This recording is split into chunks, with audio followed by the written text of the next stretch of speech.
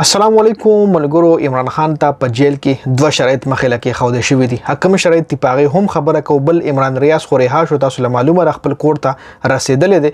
خو د عمران ریاض جسمانی حالات او ذهني حالات چې کوم دي هغه لک خراب دي. پاغه باندې هم ډسکشن کو چې پاغه څه چل دي.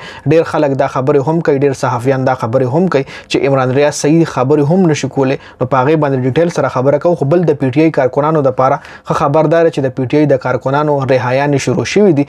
بل د پی ټی آی کارکونان په 2 اکتوبر باندې د عمران خان دیدار هم کوي. څنګه وکي کم ځای به عمران خان خپل سپورټرانو سره ملاويږي. په دې هم یو نوې خبر مخه راغله. په دې هم ډیټیل سره خبره کو. عمران خان د اٹک جیل نه اډیالا جیل نه منتقل کړل شو. منتقلۍ دوران کې جج څه حکم کړی دی پاغه هم ډیټیل سره خبره کو. مریم نواز د علاج د لپاره سویزرلند ته روانه شوې ده.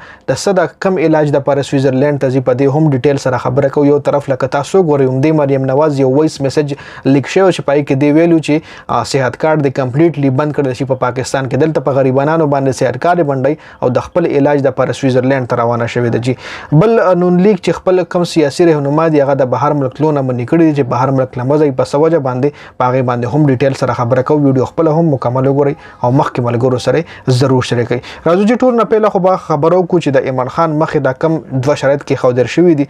پاغه باندې به ډیټیل سره خبرو کو. سینیئر صحافي موعید پیرزاده دا داوا کړی ده چې عمران خان ته دوه شرایط کې خودل شوی دي. یو شرط دا چې عمران خان د اتلس میاشتو د پاره نواز شریف تسلیم کړي. مطلب اتلس میاشتو د پاره د نواز شریف حکومت ایکسپټ کی. او بل شرط دا چې عمران خان د ملک پری دی. نو سوال دا پیدا کیږي چې عمران خان بل دواړه شرطونه منی کنه یو به پکې منی کنه دواړه نه منی. په دې لا داسې ریاکشن نه راغلی نه د عمران خان وکیلانو د حواله سره خبره کړې ده. خدا داوالن سینیئر صحافي موعید پیرزاده کړی ده چې عمران خان ته په جیل کې د دوه شرایط مخې لکه خودل شوی دي. بل طرف ته عمران خان او پی ټی آی د پاره خبردار چې د جیلونو نه رهایان شروع دي. د پی ټی آی ډیر کارکونان رها شوي دي. د 9 مې واقعیت حواله سره د کراچۍ پی ټی آی کارکونان چې څومره هم گرفتار شوي نو د غي ضمانتونه منزور شوي دي. چې دا خبر راغله د پی ټی آی کارکونانو د پاره. بل سنم جاوید سره سلور نور هم د پی ټی آی خواتین رهایی احکامات جاری شوي دي. سلور مطلب د عمران خان د پی ټی آی پارټي خواتین هم گرفتار وجي چې د غي حواله سره هم دا یو خبر راغله ده. بل نن سهار د عمران خان جیل منتقلی درخواست باندې سماعت شو چې دغه سماعت کې اسلام آباد های کورټ دا حکم جاری کړو چې عمران خان د اٹک جیل نه اټیالا جیل نه منتقل کړل شي او اټیالا جیل کې د هغه ټول سہولیات عمران خان ته ورکړل شي چې د کم سہولیاتو عمران خان حقدار دی. ځکه عمران خان یو سابقه وزیر اعظم د پاکستان.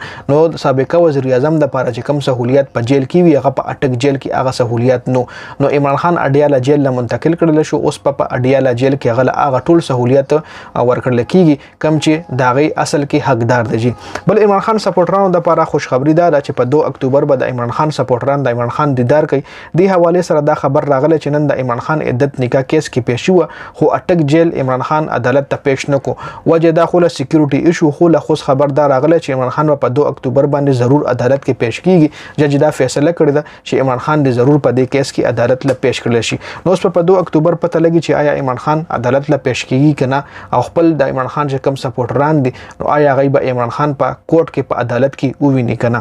مریم نواز سویزرلند ته روان هفته کې زی خپل د میډیکل چیک اپ د پاره او د مړی د اپریشن د پاره. جی مریم نواز د مړی اپریشن د پاره او د میډیکل چیک اپ د پاره سویزرلند ته روانيږي. یو طرف ته تاسو لمه د ویډیو سٹارټ کې هم وي چې دا مریم نواز و چې د حکومت کې د دې یو وایس میسج لیک شو چې کې د سفال فازو کې ویلو چې صحت کارت دی بند کړل شي. ځکه صحت کارت عمران خان راوسته و نو عمران خان شهر سره راوسته کوي کې د عوامو فائدہ او کو نقصان هغه ټولر څه دی بند کړی دی. نو صحت کارت باندې چې څومره نقصان د سپیشلی د کې پی کې کې د خلکو شوی دی دا غي مو تاسو چې نشو کوله. ډیر غریب خلک په د علاج وس په نه کېدو نو په دغه صحت کارت باندې ډیر غریبانو خلکو علاجونه کول. نو دغه علاجونه په هم دی بند کړ او د خپل علاج د لپاره سویزرلند لږی بل ځلم نه چرته سویزرلند لږی زمری اپریشن د لپاره او د میډیکل چیک اپ د لپاره د ټیسټونو د لپاره جی سویزرلند روانيږي. دا څوک دا موږ ویني دي دا خلک یو سکی لګیا دي.